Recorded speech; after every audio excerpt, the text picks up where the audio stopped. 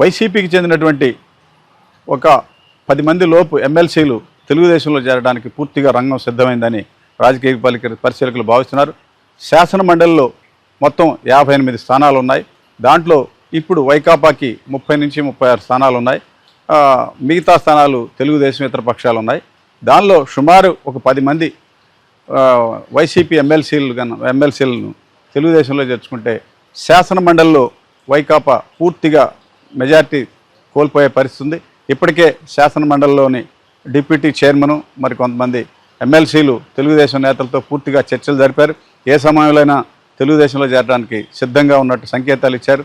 ప్రధానంగా ప్రకాశం జిల్లా చీరాలకు చెందినటువంటి పోతుల సునీత తెలుగుదేశంలో చేరడానికి సిద్ధంగా ఉన్నట్టు సంకేతాలు ఇచ్చారు. ఆమె గతంలో కూడా వైసీపీలో చేరక ముందు తెలుగుదేశం ఎమ్మెల్సీగా ఉండి వైసీపీలో చేరి ఎమ్మెల్సీ అయ్యారు. ఆమెకు తాజాగా చీరాల అసెంబ్లీ స్థానాన్ని ఆశించారు. ఆమెకు చీరాల సీట్ ఇవ్వలేదు. తర్వాత కొన్ని బిల్లులు కూడా ఆమె పెండింగ్లో ఉన్నాయి. వీటన్నిటిని దృష్టిలో ఉంచుకొని ఆమె తెలుగుదేశం నేతలతో చర్చలు జరిపి తమ సమస్యలన్నీ తమ బిల్లులు క్లియర్ చేస్తే చేరడానికి సిద్ధంగా ఉన్నట్టు సంకేతాలు ఇచ్చారు.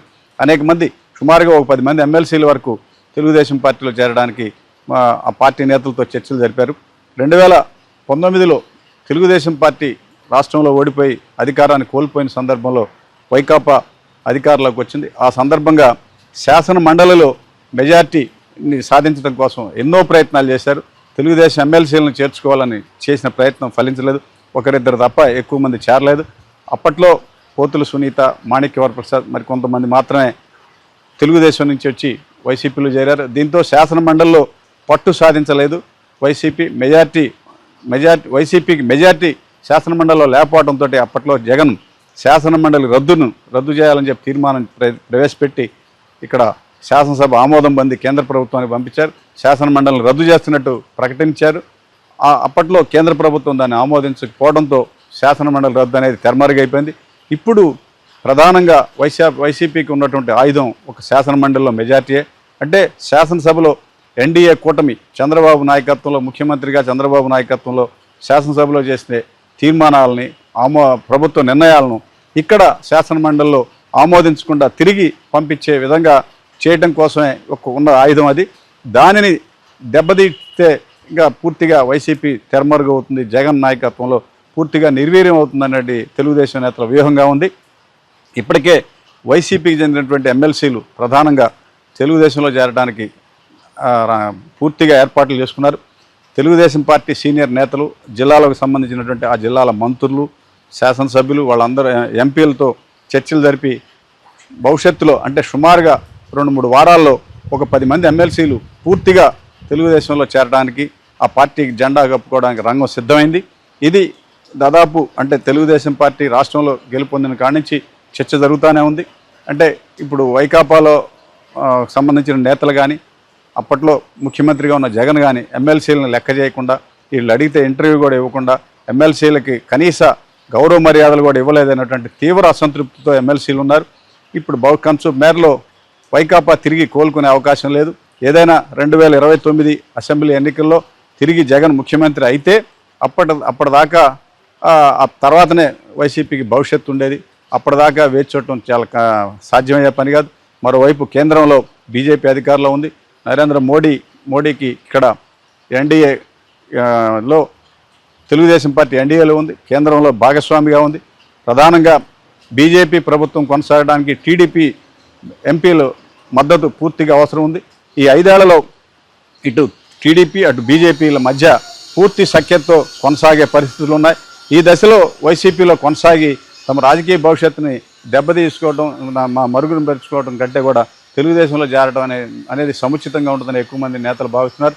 మరోవైపు 2029లో నియోజకవర్గాల పునర్విభజన రాబోతూ ఉంది. డీలిమిటేషన్ తెర మీదకి వస్తుంది.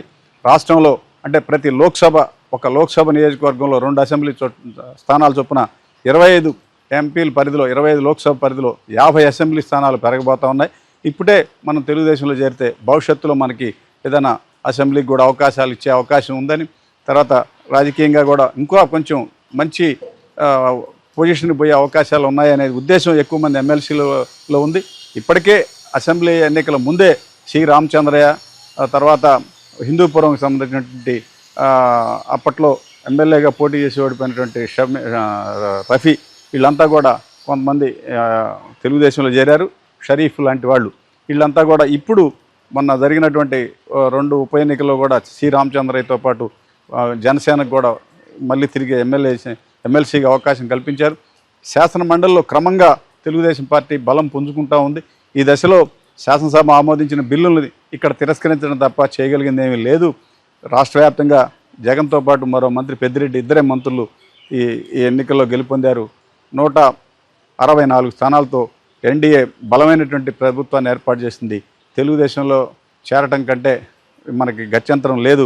వైసీపీలో ఉండి మన రాజకీయ భవిష్యత్తుని నాశనం చేసుకోవడం మంచిది కాదనే ఉద్దేశం ఎక్కువ మంది వైకాపా ఎమ్మెల్సీలో ఉంది. ఇప్పటికే తెలుగుదేశంలో చేరడానికి సిద్ధంగా ఉన్న ఎమ్మెల్సీలు ఆ పార్టీ నేతలతో చర్చలు జరిపారు.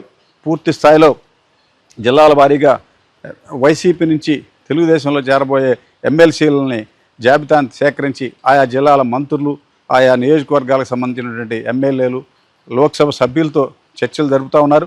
పూర్తిగా అంటే 2-3 వారాల్లో భారీగా అంటే సుమారు 10-15 మంది ఎమ్మెల్సీలు తెలుగుదేశం జెండా కప్పుకోవడానికి రంగం సిద్ధమైంది. అయితే వీళ్ళని చేర్చుకోవడానికి ప్రధానంగా ఆయా నియోజకవర్గాల్లోని ఎమ్మెల్యేలు వాళ్ళతో చర్చలు జరిపి చేర్చుకునే ప్రయత్నాలు చేస్తూ ఉన్నారు. ఇప్పటికే కడపకు చెందినటువంటి ఎమ్మెల్యే అక్కడ ఒక ఎమ్మెల్సీ సతీమణి కార్పొరేటర్గా ఉండి వైసీపీలో చేరతానంటే ఆమె తీవ్రంగా వ్యతిరేకించింది. అలా వాళ్ళందరినీ అటువంటి సమస్యల్ని క్షేత్రస్థాయిలో జిల్లాల వారీగా లేదంటే ఆ జిల్లాకు సంబంధించిన మంత్రులు, అదేవిధంగా రాష్ట్ర స్థాయిలో టీడీపీ నేతలు, అటు మరోవైపు ఎన్డీఏ కూటమికి సంబంధించినటువంటి నాయకులతో కూడా చర్చలు జరిపి సామరస్య వాతావరణంలో ఈ ఎమ్మెల్సీలను చేర్చుకోవాలనే ప్రయత్నాలు జరుగుతున్నాయి. దీంతో సుమారుగా 2-3 వారాల్లో ఓ 10-15 మంది ఎమ్మెల్సీలు వైసీపీ నుంచి తెలుగుదేశంలోకి ఫిరాయించడానికి పూర్తిగా రంగం సిద్ధం చేసుకున్నట్టుగా తెలుస్తుంది. భవిష్యత్తులో అంటే 2-3 వారాల్లోనే దీనికి సంబంధించిన అంశాలు పూర్తిగా తెర మీదకి వచ్చే అవకాశాలు ఉన్నాయి. అంటే అసెంబ్లీ అంటే శాసనసభ, శాసన మండలి బడ్జెట్ సమావేశాల్లోనే దీని మీద స్పష్టత వచ్చే అవకాశం ఉన్నట్లుగా తెలుస్తుంది. శాసన మండలి డిప్యూటీ చైర్మన్ ఇప్పటికే తెలుగుదేశంలో చేరడానికి పూర్తిగా చర్చలు జరుపుతున్నట్టుగా పార్టీ నేతల ద్వారా తెలిసింది. ఇంకా దీనికి సంబంధించిన అంశాలు ఇంకా కూడా పూర్తిగా తెర మీదకి రాబోతూ ఉన్నాయి. ఏదైనా 2-3 వారాల్లో శాసన మండలిలో వైసీపీకి సంబంధించినటువంటి సుమారుగా 10-15 మంది తెలుగుదేశంలో ఫిరాయించే అవకాశాలు ఎక్కువగా ఉన్నట్లు తెలుస్తోంది. దీనికి సంబంధించిన అంశాలు ఇప్పటివరకు ఇలా ఉన్నాయి.